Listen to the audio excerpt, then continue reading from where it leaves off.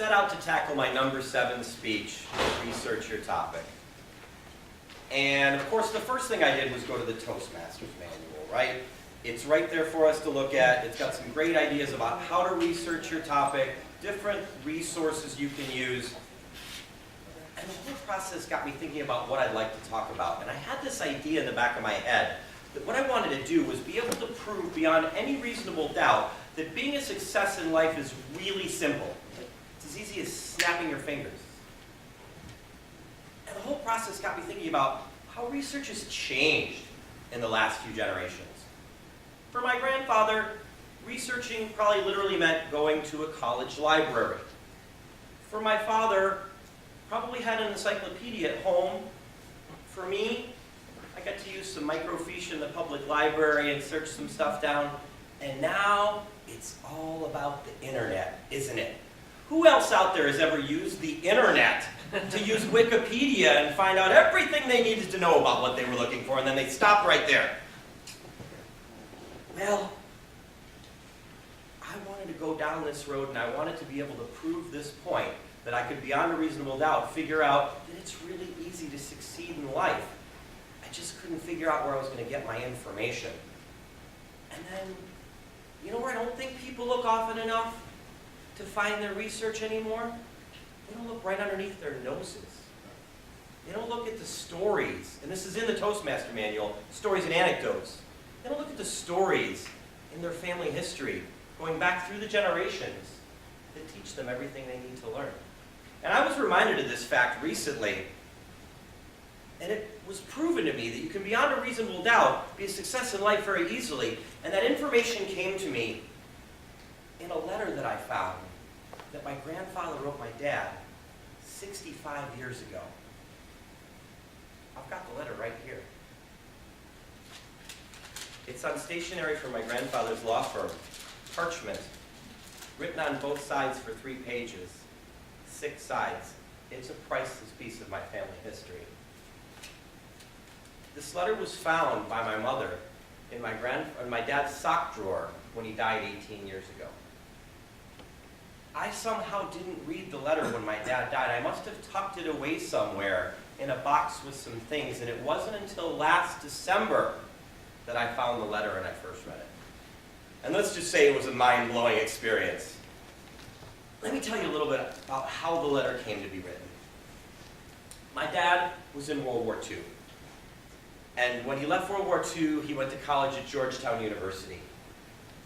And after Georgetown, he moved back home to New York, and he took a job at Gimbel's department store as a holiday temporary in the Christmas season of 1950. Now, I've worked in retail during the holiday season, and it's hard. Anybody else out there worked in retail during the holiday season? Not so easy. So I can only imagine what the challenges were for my father as a young man, recent college graduate, New York City, 1950 holiday season, the challenges and the temptations. And let's just say that my dad was trying to work through some of those challenges. And on one night, on a front porch, my grandfather was doling out some fatherly advice, and my dad was listening. I want to paint the scene for you as it's in my brain because it's beautiful. It's about 8 p.m. post-dinner. My father's still got his tie on, but he's traded in his jacket for a cardigan. Grandpa's wearing a turtleneck sweater and an Irish wool. My dad has a glass of scotch. Grandpa has some dry sack sherry, because he always had it on his bar and I know he loved it. There's a smell of pipe smoke in the air. It's 45 degrees out on a 3-season porch in Pelham, New York, Westchester County. And here comes that fatherly advice. The next morning, my grandfather decided to recap, and he wanted to write some things down for my dad, and he wrote the letter. This is how the letter starts. By the way, in my family, much like at Toastmasters, everybody's named Jim, right? My father's named Jim, my grandfather was named Jim, and for 6 generations going back, it's been Jim. Dear Jim, After dinner on Sunday night, when you and I talked on the porch, you seemed to welcome any suggestions as to how to succeed in life.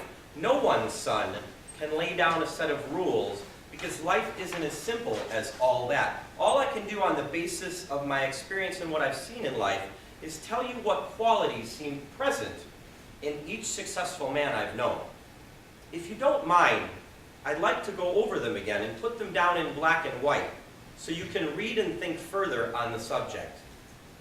Wow, just wow.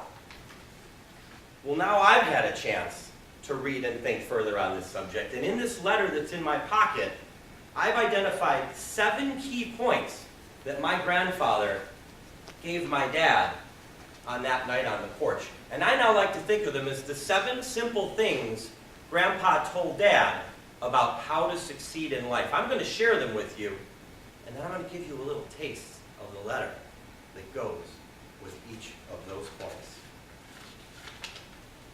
Number 1, have humble confidence. All men don't arrive at success the same way, but in my experience, Jim, every successful man has confidence in himself. First, let me tell you what that doesn't mean. It doesn't mean you have to be an extrovert and go around telling everyone how good you are.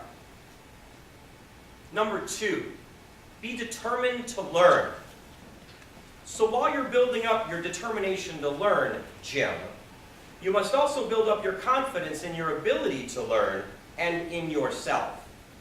You may think this is a hard thing. It's really quite simple, and all it requires is a little common sense. Hundreds of thousands of men have learned business, and if they can, so can you. Those who fail to learn fail because they lack determination. Number 3, have a nice manner. Assuming a reasonable amount of brains, which you have, Jim, the thing that's most important then is to have a nice manner, an ability to get on with people. That is the thing you have a lot of, Jim. Number 4, understand hard work. One more thing, Jim, and that is hard work. Many men, even without mind ability or much education, have become successful just by hard work. The average human doesn't take naturally to hard work. We all, particularly at first, must train ourselves. Now, hard work doesn't necessarily mean running your legs off. Your future success depends more on your mental than your physical abilities. Number 5, be well rested. Last but not least, Jim, you should realize this. No man can do a good job who is tired. You asked me yesterday if I thought it was necessary to give up everyone and everything to be a success. I said that everyone needs a diversion. But in my mind, an hour of sleep before midnight is worth 2 after. Number 6, stay physically fit. On this subject or theme, Jim, I sincerely believe in honor from my own experiences that it's important to success to keep yourself in good physical condition. Number 7, ask for help. I'll wind up with just 1 or 2 more thoughts and a strong invitation, Jim, for you to come to me more often and discuss your concerns and problems, because I'm sure I will be glad to help you. 7 simple things that Grandpa told Dad about how to succeed in life. In my mind, it transcends every training platform and into every language. How lucky am I that the man who wrote this letter and the man who kept it in his sock drawer for 50 years are right under my nose in my family history, teaching me lessons firsthand. Grandpa ended his letter by saying this: I've spent a good bit of time writing this in hopes that it will be of some help to you, Jim.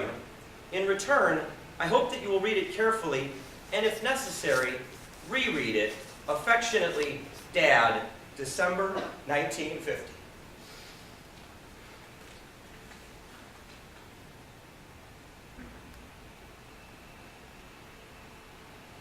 Based on where my mom said this letter was found, I'd say Grandpa got his wish and a whole lot more.